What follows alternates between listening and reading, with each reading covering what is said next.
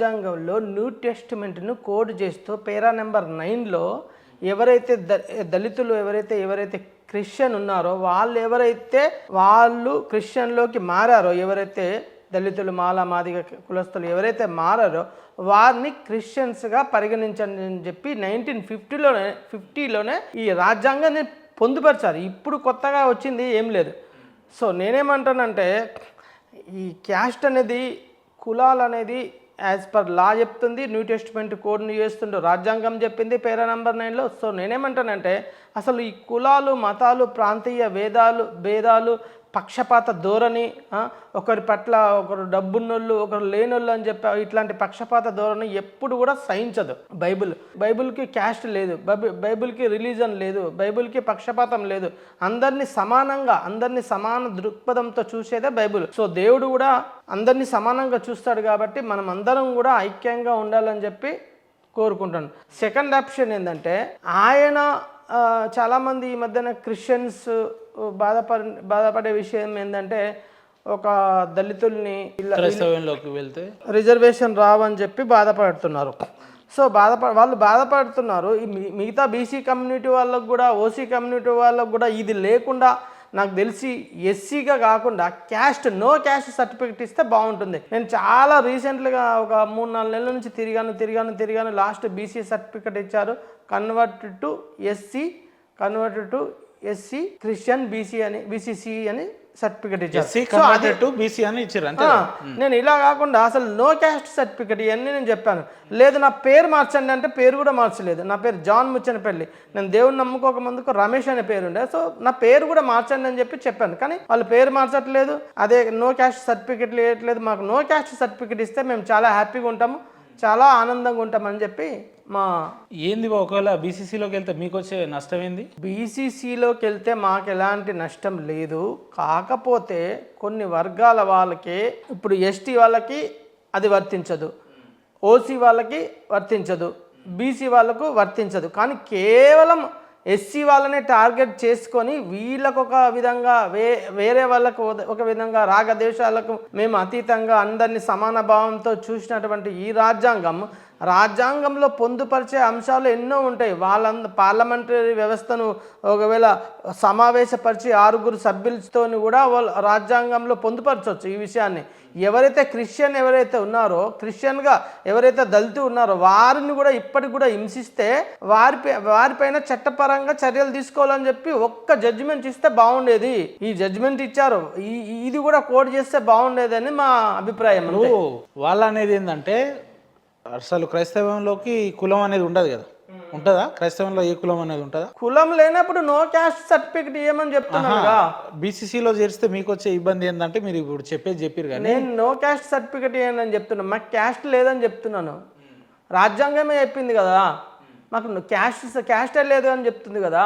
ఇప్పుడు మా పూర్వ జనరేషన్ మా నాన్న మా బాబు ఉంటాడు, మా బాబుకు ఒక బాబు పుడతాడు, ఏం క్యాస్ట్ రా మీదంటే క్రిస్టియన్ అని చెప్పుకుంటారు. ఏం క్యాస్ట్ అంటే క్రిస్టియనే అని చెప్పుకుంటాడు.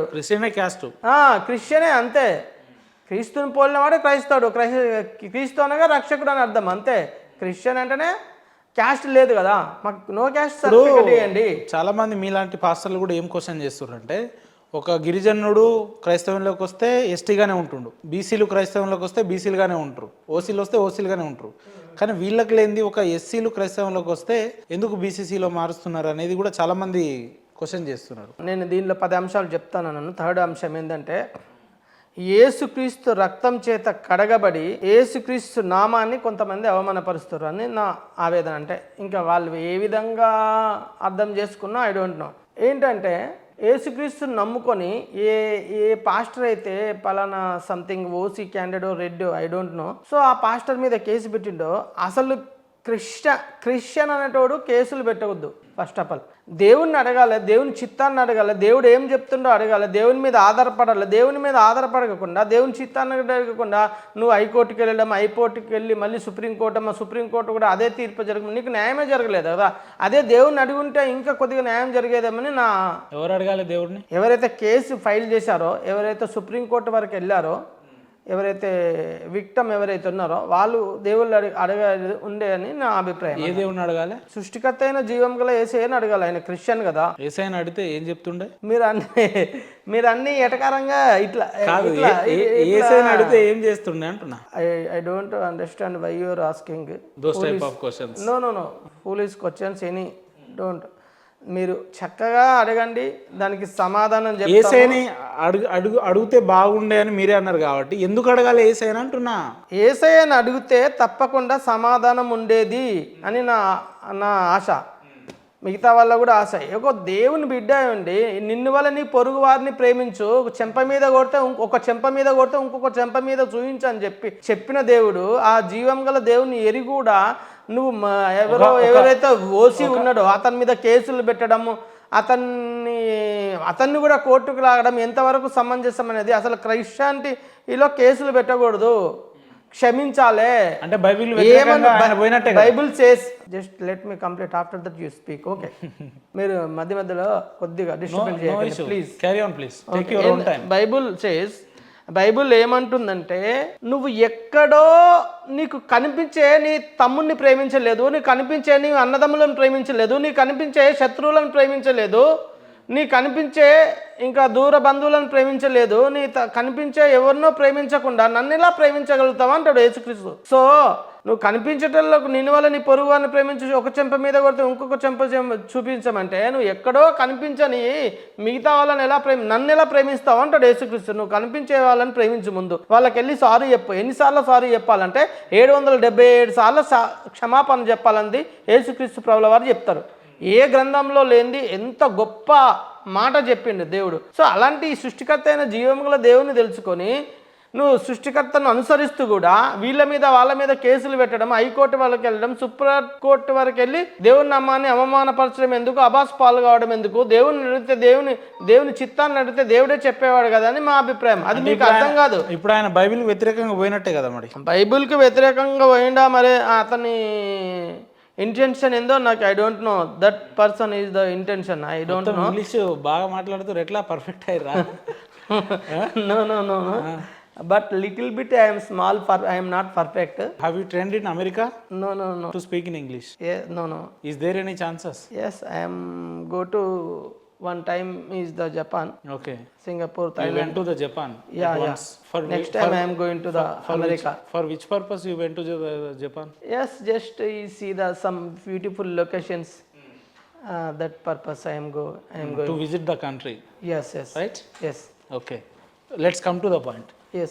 అంటే మీ ఒపీనియన్ అయితే నో క్యాస్ట్ అని ఇస్తే బాగుండేది అనేది చెప్తున్నారు. నో క్యాస్ట్ ఇవ్వాలి మాకు. నో క్యాస్ట్ ఇస్తే ఇంతకుముందు కూడా సాయి చంద్ అన్న అన్నాడు. ఏమన్నాడు సాయి చంద్ అన్న? నా సహచరుడు, మరి అతను ఏ క్యాస్టోనైతే నాకు తెలియదు, ఎస్సీనో బీసీనో నాకు తెలియదు చాలా. నేను ఆయన తెలంగాణ ఉద్యమంలో అన్నతో పాటు పాటలు పాడేటోని.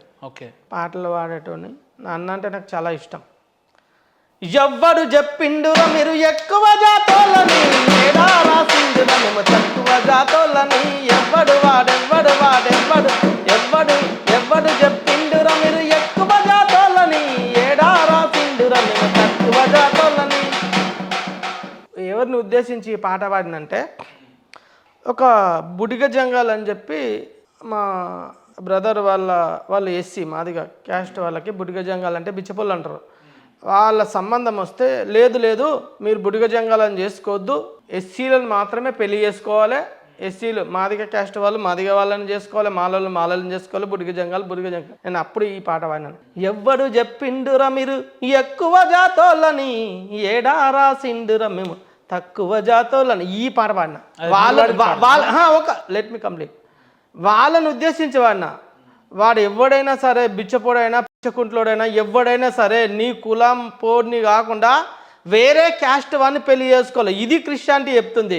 Christianity it's not a religion, it's a relationship with God అన్నాడు దేవుడు.